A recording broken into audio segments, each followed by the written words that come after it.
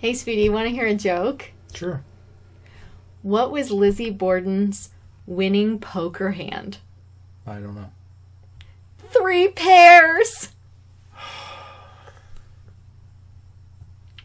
Welcome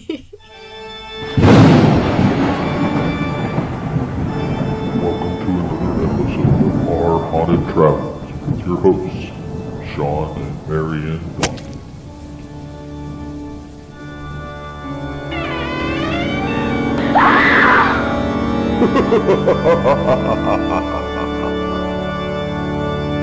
Well, hello, parapeeps, and welcome to another episode of Our Haunted Travels. I am your host, Sean Donnelly. And I'm your co-host, Marianne Donnelly.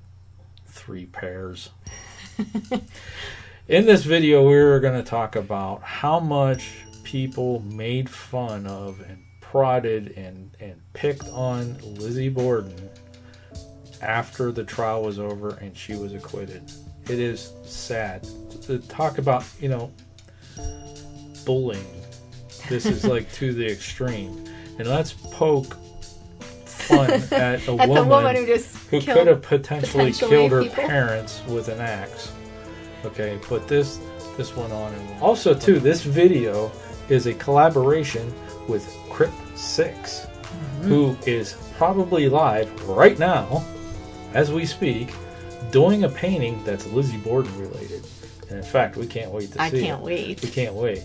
So I'm going to put a link to his channel right here, bing, to go check it out. And watch this video, then go check it out. Even though I put the link there. But his link's also down in the description, too. So this is a collaboration video with Crypt 6, who's actually, this is going to be cool. So I can't wait to see what part So of when you're done watching this video, go check out his live stream. Show him some love. And I know, Crypt 6, if you're watching this, she wants to buy that painting. So just so you know. I do. Okay. Yeah, I can't wait to see what part of Lizzie's life he depicts. Yeah, it'll be fun.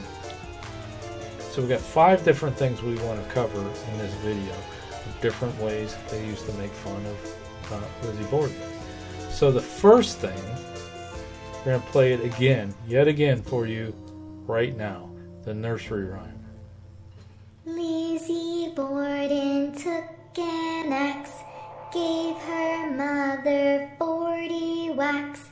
When she saw what she had done, she gave her father 41. Okay, so that's something that was in the beginning of Ghost Stories and Folklore, but some of you may not know this. That was actually Marianne singing that. And I adjusted her Made me her sound voice awesome. a little bit to sound like a little child singing. But the nursery rhyme, that's a true thing. That was happening. And she'd be walking down the streets and see the kids jumping rope singing that. Yeah. So you want to talk about the origin of that, where that came from? Well, nobody knows for sure 100% where it came from. Some people say that it was a newspaper that just made it up to get more sales. Some say that it was actually Mother Goose, but as it turns out, Mother Goose was like around in the 1600s, so clearly she didn't write that one. But there was a newspaper report that I found where it actually mentions it in there, and you're going to throw that up for them to see, right? Okay, so it was actually from before the trial even started. It was actually February 4th of 1893, and the newspaper had a little piece in it that said, "A Boston lady who brings her children up very carefully and never allows them to see a newspaper found them on going into her nursery the other day singing. Lizzie Borden took an axe and gave her mother 20 whacks. After seeing what she'd done, she gave her father 21. So that was printed in a newspaper? Yes. What newspaper? The Indianapolis Journal. So it was in the section about different people and things from around different news sources. So this could have been printed everywhere.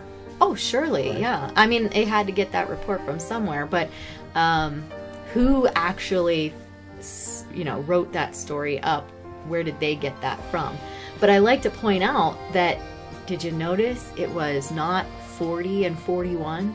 Right. When it was originally printed in this, people were saying 20 and 21, and somehow over time we've managed to increase and bump up the numbers. Yeah. So there's also like a second verse to this nursery rhyme too, isn't there? Yeah, and there's additional versions of it too. Okay. One of the other versions that I kind of like, it says, Lizzie Borden took an axe, gave her mother 40 whacks, then she hid behind the door and gave her father 40 more. I like that one, that she hid behind the door. So these different versions were in different newspapers? Just different or ways different that reports. people have reportedly sung it, jump roped to it, etc. throughout the years. So But she had to deal with this stuff. She did her whole life. Her whole life. Yeah. These would come out. Yeah, so there's a bunch of different versions of it that are pretty similar, but there's one that I found a second verse to, and that's one that this girl used to actually sing and jump rope to outside of Lizzie's house. She said, and her name was Hilda Gifford, she was the daughter of a Fall River jeweler. She used to sing a second verse that said, Andrew Borden now is dead, Lizzie hit him on the head. Up in heaven he will sing, on the gallows she will swing. And then she adds, but she didn't. Can you imagine little girls jumping rope to this, and, outside Lizzie Borden's house? Wow. Yeah, so she would have these people, singing this little nursery rhyme I ditty. could see you doing that. You would definitely do that. Go up to her house, ring the doorbell, and go, Yeah. Lizzie Borden. Yeah. By the way, can I have a piece of cookie? So, are there any other versions of the nursery rhyme? Yeah, there's a couple more. Most of them only vary by a couple of words here or there. But there is another one that's pretty good. Lizzie Borden took an axe, gave her mother 40 whacks. When the job was finally done, gave her father 41. Wow. Okay.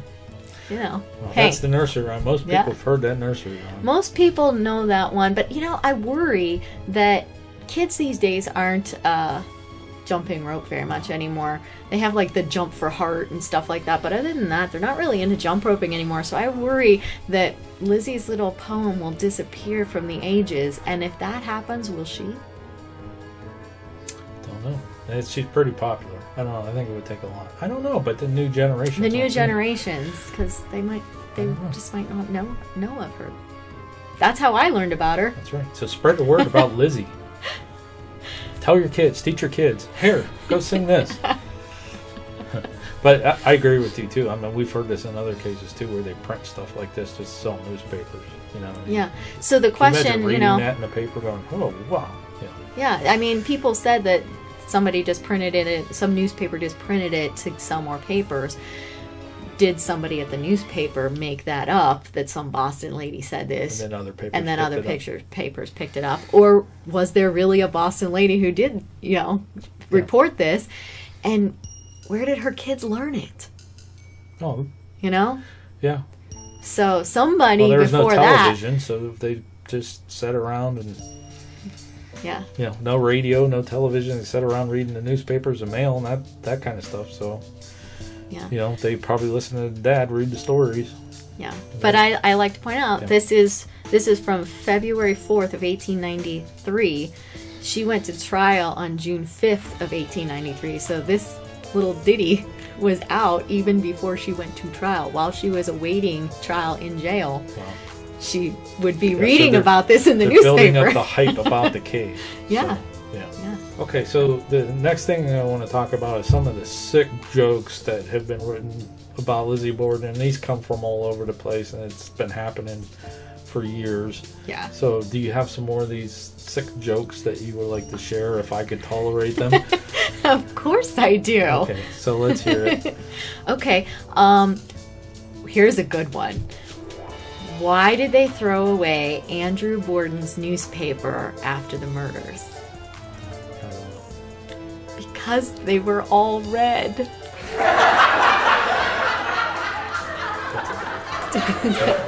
That one is a bad one. That one's pretty bad. There's another one that's not so bad, but it kind of, What did Lizzie give to her Chinese Sunday school students to eat with at their church picnic? I don't know. Chopsticks. They're horrible. They are, right? A couple more. I can't take it. It's just. What did Lizzie Borden's magic 8-ball say when she questioned it about killing her parents? Oh, I'm interested now to hear this one. Axe again later. Oh man, you know, I'm glad you didn't have these when we did the trial, because you get to just walk around and ask people these questions. But that's true. When we did the retrial of Lizzie. Yeah. How about if Lizzie did admit it, what would her excuse be? I don't know. It was an accident. Okay, that's enough for the jokes. That's enough for jokes. How many you got? You got a whole ton. Oh, there's a bunch of them here. Yeah, about 15. Yeah, but you know, people like to tell jokes at other people's expenses, but some of these are pretty gory. Maybe you can add some to our Discord server. Okay. Yeah, there's a link to our Discord. It's down in the description. You can go check it out. I'll leave some more. She'll leave some more. All right. The next thing we want to talk about is, and this is kind of sad too, as she was getting older in life, kids were really messing with her. They were egging her house. They were throwing rocks at their house. She even had to call the police in. Mm-hmm. They were were throwing gravel at her windows. Yeah. She did report that one to the police, but it's sad. But at the same time, if you think about it, this is the woman that pretty much almost everybody thought killed 2 people and got away with it. Yeah. You know, so she becomes not exactly reclusive, but you know, she does, you know, stay at home more than she would have previously. Then again, why did she stay in Fall River? Right. She was stubborn, you know what I mean? But she becomes that old lady, or that scary lady that lives in that house over there, you know? And you know how kids are. Yeah. They find that one house and it becomes the haunted house of the neighborhood, or the creepy old people, and that, you know, and they torment to that, or they torment each other about it. They did that too. I dare to go knock on her door. Yeah, they actually did, like around Halloween and stuff like that. They would dare each other, who's gonna go knock on Lizzie's door. Go trick or treat Lizzie Borden's house. So, like, on one hand, like, I could see the kids doing this kind of stuff, I wonder what she dressed up for Halloween. There's a bad joke. That is a bad joke. Oh, Poor man. Lizzie. Poor Lizzie. Yeah. Here's another one. There was actually an alphabet written. Yeah. Yeah, it's another one of those unknown, like, who wrote it, but it did appear after the trial was over. So the jump rope was, you know, before the trial. The jump rope ditty. The Borden alphabet came after the trial, but again, we don't know for certain who actually wrote it. It was anonymous or unknown. So here's the Borden alphabet. He's going to show you a picture. Do you want me to read it too? Oh, you could read some of it. Read some of it? All right. The Borden alphabet. A was the August the murder took place. B, Borden's murdered by blows to the face.